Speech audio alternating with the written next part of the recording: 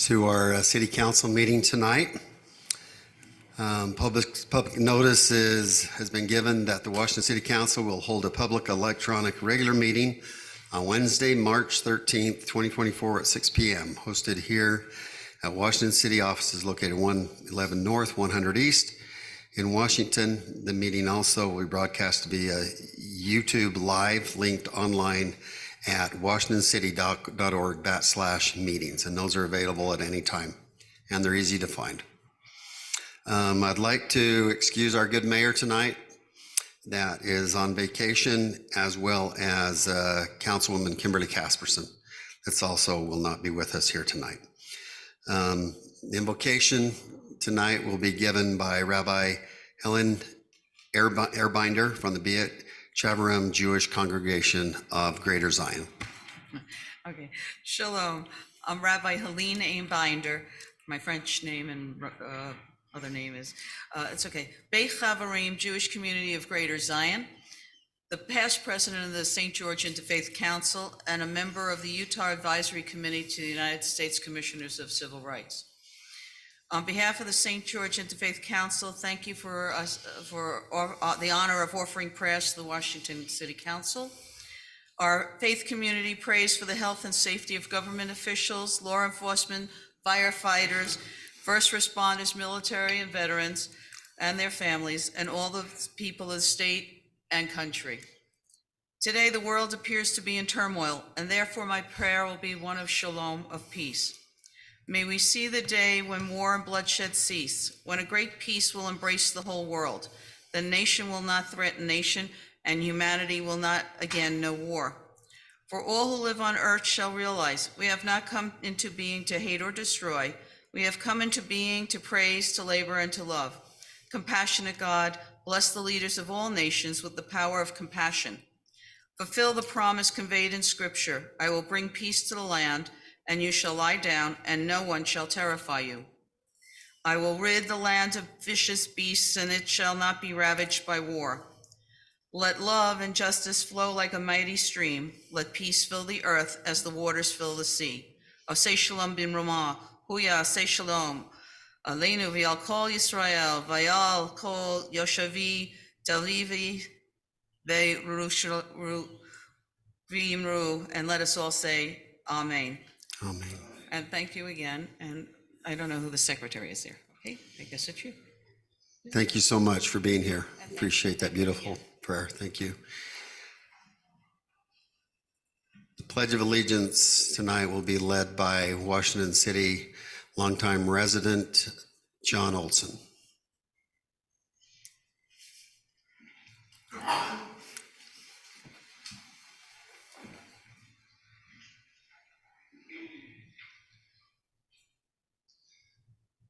Please join me. I pledge allegiance to the flag of the United States of America and to the republic for which it stands, one nation, under God, indivisible, with liberty and justice for all. Thank you, Mr. Olson. Appreciate that.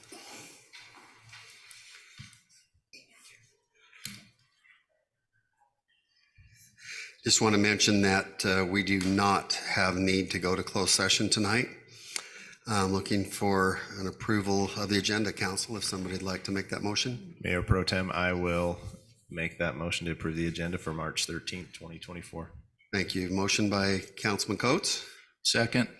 Second by Councilman Henderson. All in favor? Aye. Aye. Thank you. The agenda stands approved. Announcements. The only announcement, and it doesn't really fit within our next council meeting, but it's kind of a big one, so I wanted to get it out there and get it on people's calendars so that they'll be aware. But the Washington County Fair several years ago moved to having their county fair rather than August when it's 110 degrees to the nice early springtime. So in Washington City has been honored the first several years, the years that since it's been moved, to host the parade here in Washington City. The parade will be April 15th at 6 p.m.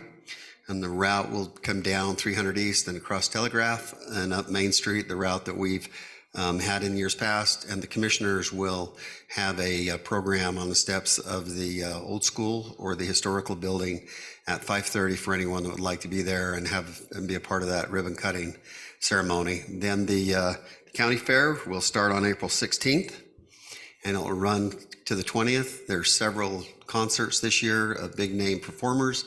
There's a derby, boxing, lots and lots of booths and candy and games and petting arenas for kids to pet animals, and a couple of rodeos, including a special needs rodeo that's always a fan favorite. So for any of you that would like to support the fair, it's coming.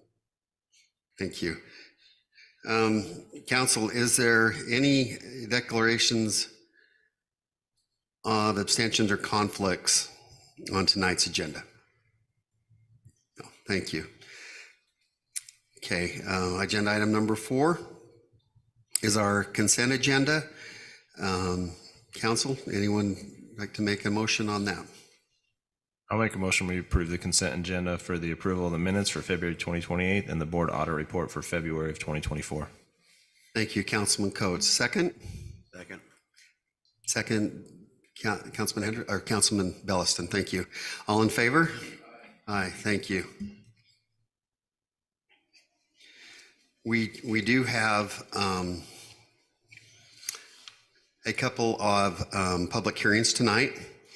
And may I just see by raise of hands, is there, who's here tonight that came in hopes to speak to our public hearings? Do we have anyone who would like to speak tonight to either of our public hearings? I don't see anyone, so I won't read my prepared statement about civility and all that. So we'll move on. Thank you. The first public hearing, it's public hearing and consideration to approve a height waiver HW-24-01 for the Sienna Hills commercial signage to be at 70 feet in height. The applicant is Ted Wheeler, and Drew Ellerman will present on this item. Thank you, Mayor Pro Tem. The applicant, as stated, is requesting a waiver for the maximum height for a sign along the I-15 corridor in a general commercial zone property, which we refer to as C3 zoning. The location is approximately 700 East Merritt Way. So it's sitting basically right in front of that RV rental place right there. It's not for the RVs, but to stay overnight. The maximum allowable height as per the zoning regulations is 50 feet with a conditional use permit. The applicant is seeking approval to extend that height of their sign to 70 feet. This just happens to be the existing sign that you see out there where the Auto Mall is going right now currently. It's the Sienna Hills master sign there for the businesses. So this is a sign that needs to be moved because the Auto Mall coming in. The extra height is also in conjunction due to the UDOT project that's currently taking place. As you've seen, they put a lot of sound walls along that southern part of the interstate. So those are 12 feet high. The property is already elevated in elevation by at least 10 feet. So they're already minus 20 plus feet, putting the sign down on ground level there. So that's the issue that we have and why they're seeking to go to the height so they can be above the sound wall that was placed by UDOT. That's basically everything that I have for you. It's pretty simple. We're just seeking for that height waiver from the council due to these circumstances. So Drew, the question I have is, this is different looking than the sign we approved for the Auto Mall. This is the Auto Mall sign is still going in, the fancy.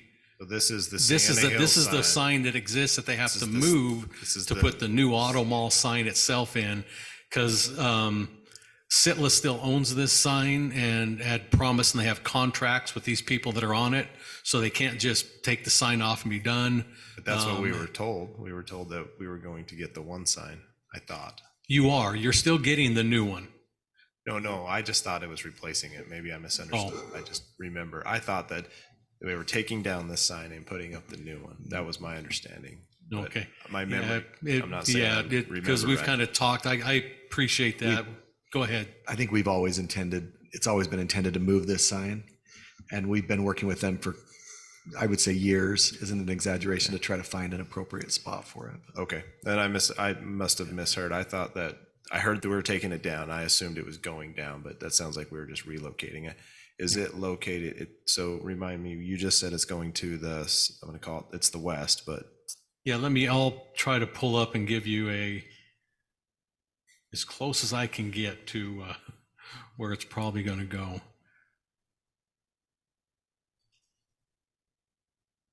So here's the RV park itself. The sign is roughly going to be about where my arrow is, if you can see it kind of bouncing right there. There's a strip of land we're still working on, and I think Council Segmiller has told us that that deal hasn't finalized yet. They're still working out some things of exchange of property. We just still wanted to get this approved, so when it's ready, we can just go and move it. But yeah, so you can see where my arrow is, hopefully on that. It's roughly there in that strip of land. So I appreciate that. That helps me. It's in front of a commercial property still. I just wanted to make sure we weren't affecting non-commercial properties. no, and I guess everybody's talked this over. They're finding it so it doesn't, distract from the really nice auto mall sign that's going to come, which is going roughly where this one sits now today. Yeah, just north, right? Yeah. Northeast. Yeah, they're slightly moving it just a little bit to the west of where this particular sign is standing, as we speak. So, Thanks for that clarification, Drew. yeah. Council, any other questions for Drew before we open the public hearing? Okay, I will go ahead and open the public hearing for anyone that would like to speak to a height waiver or a sign at Sienna Hills. Okay, seeing no one, I will go ahead and close the public hearing and turn to the council for further discussion if desired or a motion. Drew, what is the height of the auto mall sign? Is it 70? It's 70 feet. And so there's a little bit of a contour, but they'll be roughly the same height. Thanks you. So, Ready to make a motion if you Please. make a motion, we approve height waiver 24-01 for the Sienna Hills commercial signage to be 70 feet in height. Second. Okay, motion by Councilman Coates, second by Councilman Belliston. This is a roll call vote. Councilman Belliston? Aye. Councilman Henderson? Aye. Councilman Coates? Aye. I am an aye as well. The motion passes. And we just hope that that nice big sign brings lots of great customers, that sells lots of nice cars and products, and we get to enjoy some sales tax from those sales. Thank you. We look forward to seeing that. We're moving some dirt up there right now, so that'll be awesome. Thank you. Okay, the next public hearing that we have tonight is a public hearing and consideration to approve an ordinance for a code amendment of Title 6, Chapter 5, which is the public parks section, and our city manager, Jeremy Redd, will present on this item. If you want to put it up, that's fine. Thank you, Councilman. I didn't prepare a lot because we went through this all 2 weeks ago in the work meeting. We did make a couple of little changes. One of the changes was it said that you couldn't be in a park after dark without a permit. And the police department mentioned that we have hours in another code that's 10 p.m. to 6 a.m. So we changed that to match. Other than that, I haven't made any changes from what you saw in the previous work session. But Did we take any consideration of my idea about the sports parks? We haven't changed anything, but if you'd like to, we could certainly. I just never that got any discussion. feedback from anyone. So, I mean, it's not that I'm going to die on a sword. I just was curious. I just don't want any issues with animals in our parks, especially those type of I think the only language I was like is no dogs allowed on the specialized sports. I don't know. What do you guys think? Do you think it's overkill? So I talked to Paul Walker a little bit today, if I can just fill you in. Yeah. I think the hard part about saying no dogs are allowed, like if you said Sullivan Park, is that people still want to bring their dogs to watch the sports. So on the fields, they certainly wouldn't be allowed during a game or on a, during the events, like children wouldn't, but we don't necessarily have to. Yeah, and I totally agree. I mean, that's the perfect place that I mentioned. I was there and there was nonstop animals. They were just watching, but the only reason why I brought it up is if it helps the police department enforce anything, then I was thinking specifically if maybe it's too hard of language, but hey, on the actual sports field, then, but I guess if the police aren't worried about it, I'm not. I just want to make sure they can enforce what they need to enforce, because it's been easy to enforce where it's no dogs allowed, and now we're saying they are allowed, but on a leash. But what if they aren't on a leash and there's still an incident, is all I'm saying. So Councilman, we do have Sergeant Wilstead here. Would you like to hear from him? No, just, oh, So Sergeant Wilstead was actually in the meetings with PD as this came forward. sure, I'd like to call them out. It's always fun to call our staff out. Sergeant Wilstead, would you join us? Unprepared.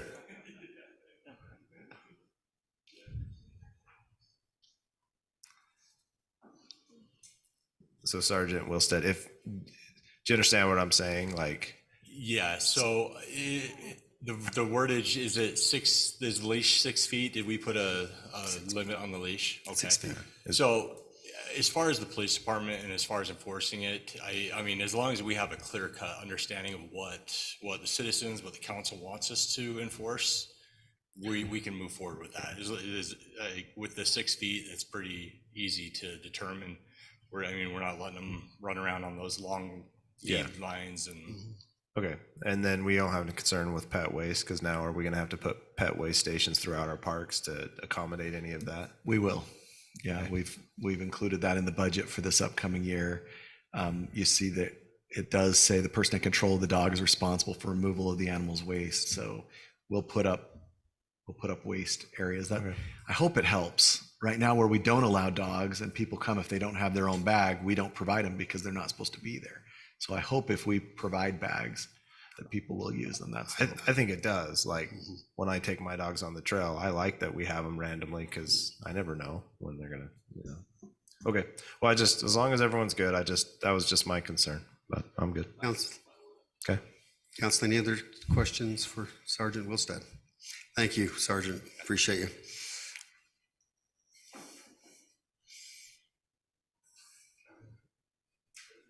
Please. Mayor Pro Tem, I'd like to make a motion that we approve an ordinance. We need to do a public hearing. Yeah, we haven't had the public hearing yet. I'm sorry. Yeah, we wanted to make sure we got all the questions answered there. So we'll go ahead and open the public hearing at this time. Does anyone like to speak to this? Seeing no one, we'll go ahead and close the public hearing. And Councilman, we are ready for a motion.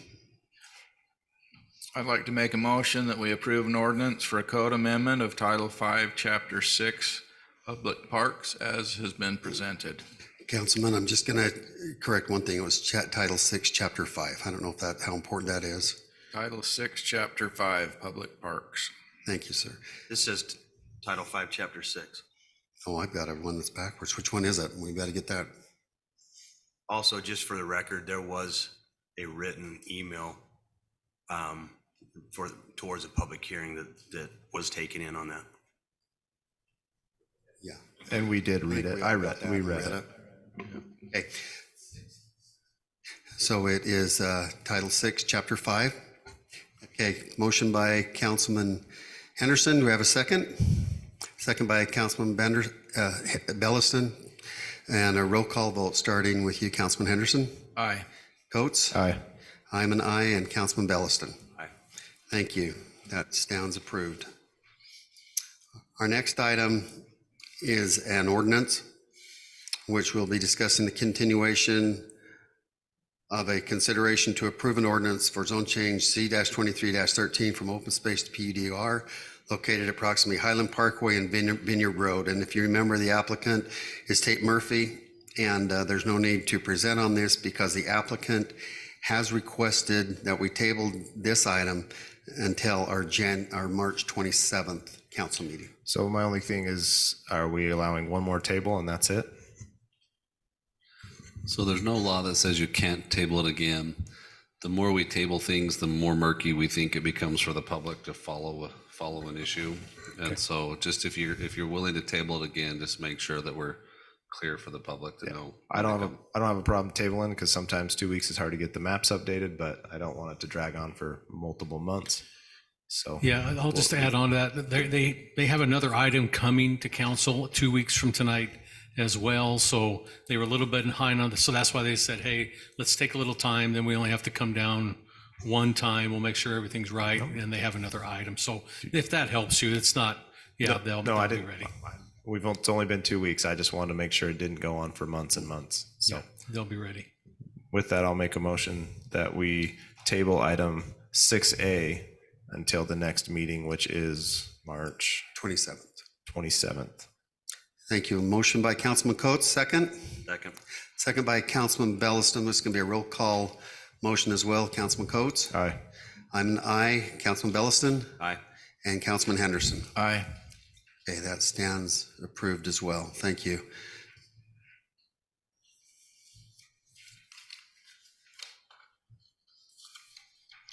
Our next ordinance is consideration to approve an ordinance for zone change request Z-23-07 from C2 to downtown mixed, and this is located at 196 East Telegraph.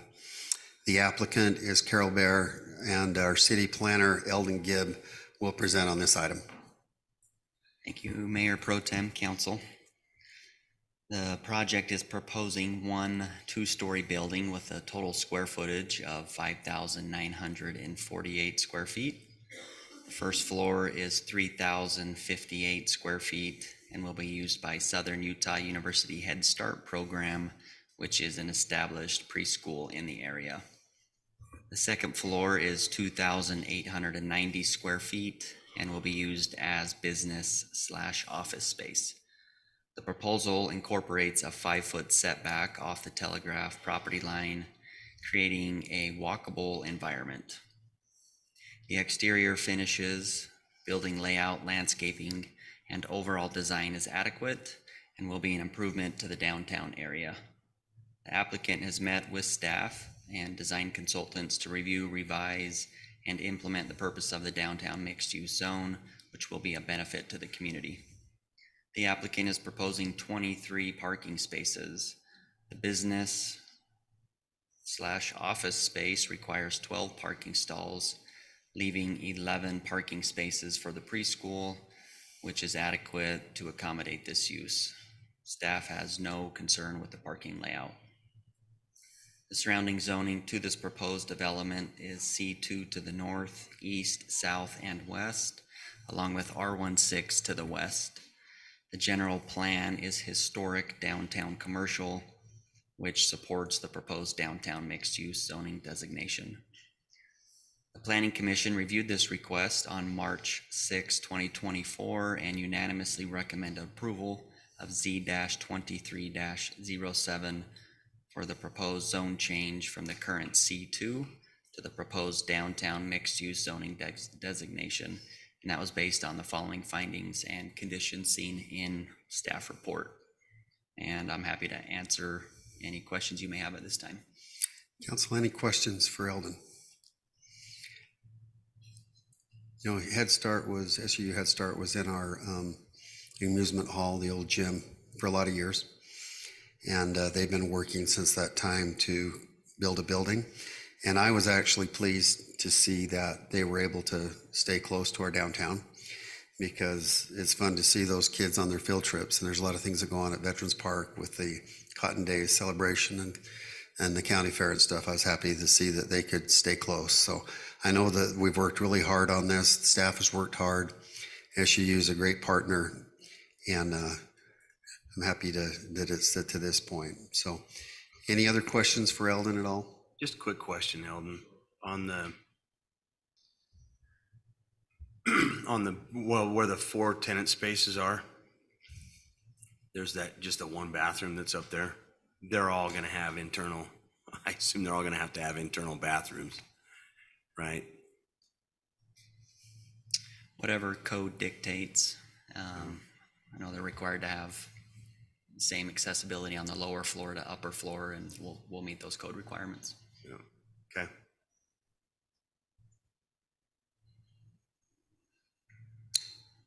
Thank you, Eldon. I think that gets it done. Thank you. It's a nice looking building, so Yeah. it can be a nice addition to downtown, so.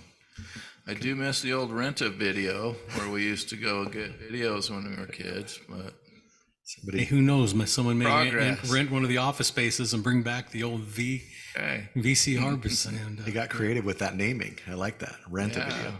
Councilman, this will really date me, but that building that stood there, that was the video rental building, it was the original location for Paula's restaurant. Really? Yeah, a long, I long did time not ago. know that. So that's a historic rich site right there. Yeah. Can I make a comment, Mayor Pro Please. Tem? I want to recognize Carol and the work that she's put in. You recognized it a little bit, but it's been a really good process working with her. And I know it hasn't always been easy for her working with us to make sure we can get everything that we need and she needs. But they've been a really good applicant and she's done a great job, her and her team. So thank you. Thank you for that comment, Jeremy. Okay, council, I'll look to you for a motion.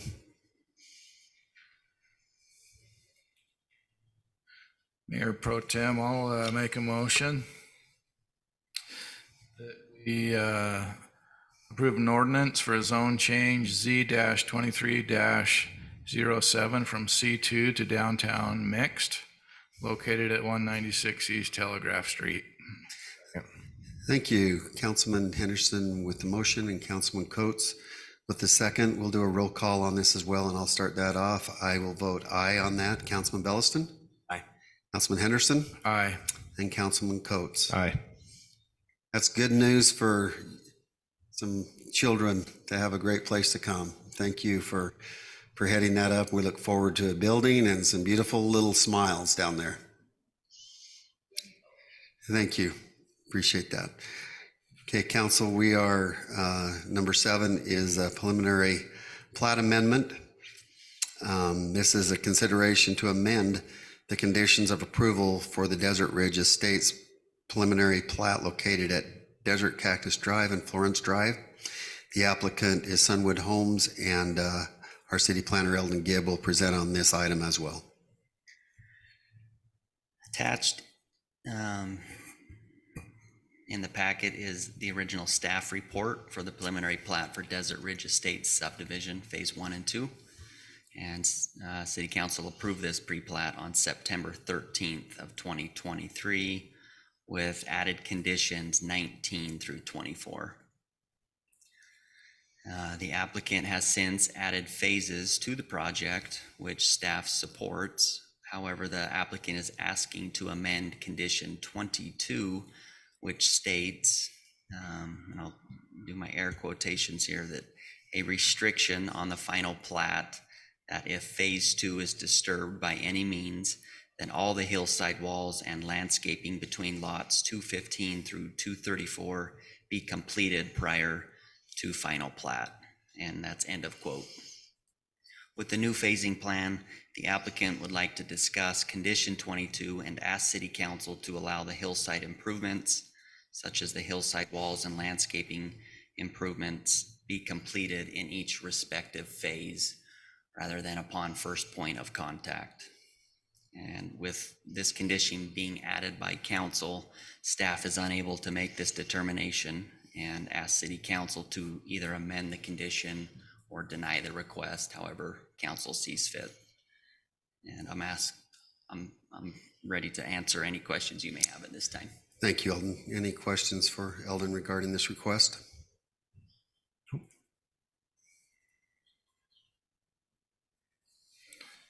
I guess the only question I have is, so I pulled up the landscaping plan that was approved, and last night I went and took a picture, and it looks like, and they don't look done by any means, but the question I have is, they just look like there's a bunch of riprap, or just the rock for the landscape rock, but it's the entire fill slope, and they were gonna mix it up to make it look more natural, and I don't see that happening at this point. So just wondering, because they fought really hard to do that, and so we allowed them to do that, and now it's just a sea of black, and it looks like one massive wall from down below. So I'm just mentioning what I saw, but they look like they're about ready to stain some of the wall, which looks good. I just don't know where we're at, so it's more of a question for the applicant than you, but just wanted to, curious where we're at with it, I guess. Yeah, I would just defer to the applicant. He can clear that up, his plan of attack on that. Is the applicant here? Doesn't appear that we have an do not applicant see here them. tonight. So you want to table it, or? No. I don't want to vote, to approve it if the applicant's not here, so No, either table it or deny it. Yeah, I mean, my thought is the reason why we asked to have this hillside done is because we want it all done at once and be done. And keep consistent with it, what we've done, everything else. So I am not imposed of, I am okay with the phasing for like the street improvements, because I can understand you can only sell so many houses at a time, but I'm not okay. The point was to get the grading all done on the hillside and be done with it per what we had. So that's what I'd like to hold to. So just one thing that I'll add, I'm on the hillside for information. I'm not a voting member. I'm more of a liaison for the council for the hillside. And I referred to the motion that was made regarding this exact application. And I reached out to Dave that made the motion. He's a geotech. And I asked him what his intent was in the motion that he made. And he reminded me of a couple of things that I did remember that was talked about then.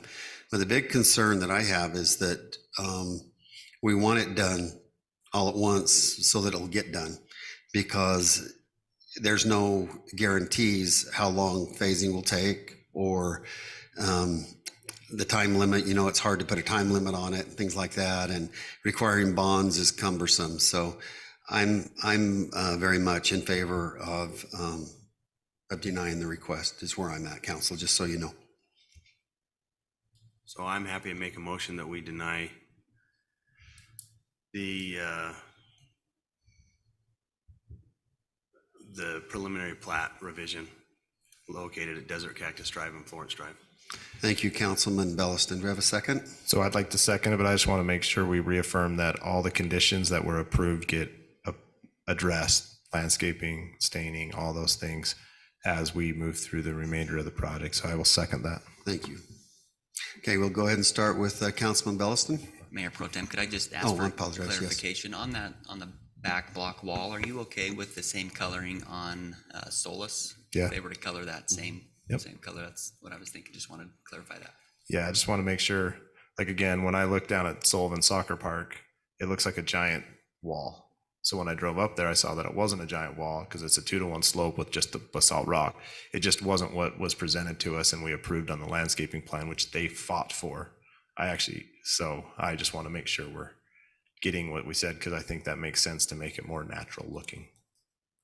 So you're thinking some revisions to the installation need to be made? I don't even know if they're done. I just know it is not what they said they were going to do per their approved plan. So we need to make sure it's approved per their approved plan. So, and I think we'll we look have into a that. motion and a second on the table. Thank you, Councilman. So we'll do a roll call vote on this as well with you, starting with you, Councilman Henderson. Aye. Councilman Coates. Aye. I'm an aye, and Councilman Belliston. Aye. And I would just add to that Eldon, Drew, and Jeremy, if we can do a review of what those requirements are and maybe refresh the council what those expectations are on there. I know it was an extensive list that we kind of whittled down to some very, very direct conditions. I think there's 22 or 23 of them. Maybe just review those and make sure that everything's set to proceed as they promised. I did see the same wall that Councilman Coates referred to, and I know that there was some talk about some eyebrows and some breaking up different applications. The eyebrows are in. It's just hard to see, and they're not done. So I'm not saying they're not done. I'm directing the staff to watch out and make sure we get what they said they would do. Thank you. If we just get maybe just something, whoever wants to head up, just so that we have a level of comfort. It sounds like that there's some questions on that we want to make sure that it's being completed the way it was intended. So with that, that brings us to number 8, and a report of officers from assigned committees. Councilman Belliston, did you have anything to report? Councilman Henderson, did you have anything to report? I don't have anything tonight. Thank you. And Councilman Coates? And had no meetings. We had power board, but we met with the UAMPs, but you were all invited. And, Yeah. but they're just going over with Jackie and I forget the other guy's name, Mason. So it was a good meeting, get an update from UAMPs. We definitely will. They're looking for other sources. So now that new skills. Yeah. Yeah, we had the groundbreaking. I appreciate Jeremy and the mayor for coming and entertaining me, and Jordan helping me with my speech. So thank you, Jordan. So it was fun to do the groundbreaking at the landfill. It's exciting. So now we'll let our public works deal with them and get them straightened out and getting everything done. So, but thank you. I forgot about that. Thanks. Appreciate that, Councilman Coates. You do a great job out there on Solid Waste Board. Councilman Coates is the chairman of the board, and he does a great job representing us and the county on that board. So I'm going to use my time on something that deviates a little bit from an assignment. It's just something that there's been a lot of outreach in the community to me and to other council members regarding the trails north of our city, the Elephant Arch Trail, Mill Creek Trail, Dino Cliffs Trail, and Prospector Trail, and then of course the dinosaur tracks. So Solente has started their construction work up there, and if you've driven by, you've seen that. And that is going to change the way that we access those amenities. It was agreed upon in the original agreement when we approved this development that those trails and the dinosaur tracks would stay accessible by our citizens and visitors throughout the duration of that project. There was some questions that came about right after they started, and so we've met with them and we're able to work very well with them and get an agreement where they are offering a couple of different locations that you'll be able to drive, although they are not the traditional ways to access those trailheads. If you're in line with the dinosaur tracks, which is on the east end of the development, if you look north, you can see the water tanks that are up there. That is that access point right there that would historically take you directly to the dinosaur tracks and up to an access point, I think, into Prospector up there. That access is going to be eliminated because that is an active construction zone right there. But if you travel from there go west, just past the Main Street entrance where they've built the big columns there and their entrance guard tower and shack there, just to the west of that, there'll be a trail where you can drive in, and there'll be signs that will direct you to the different trails. Or you also would be able to utilize an access point at 1860 North Washington Parkway. And that is further to the north and west of that location. You'll also be able to drive your vehicle in there. There was some original signage and some comments on their website that indicated that people would only be allowed to walk in. They realized after we had a brief conversation that wasn't reasonable, and that we've worked out a good arrangement with them, and they're going to work to keep those access points open, because we know how valuable those are to not only our citizens, but to our visitors. And we're a very active community. And so I know there's a lot that's reached out, and there's a lot more that maybe had that question with, you've gone up there and seen that there's no access. That is not the case. They will be updating their website. So if you have any information on that, feel free to reach out there or to the city, and we can help direct you to those access points. But anyway, that is all I have as well. City manager report, Jeremy? Thank you, Mayor Pro Tem. I don't have a report tonight.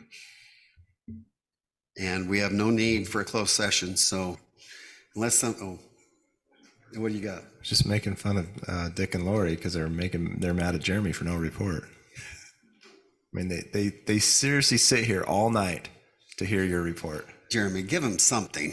Tonight they only had to sit here for 38 minutes, so they didn't earn it tonight. Councilman Staley can take a lesson in this county, right? So we appreciate everyone being here tonight. That was good work, council. Appreciate each one of you and your good work, as well as staff in running this wonderful, beautiful city. Looking for a motion to adjourn. So moved. So moved. Second. Councilman Bellison motion, Councilman Coe second. All in favor? Aye. Aye.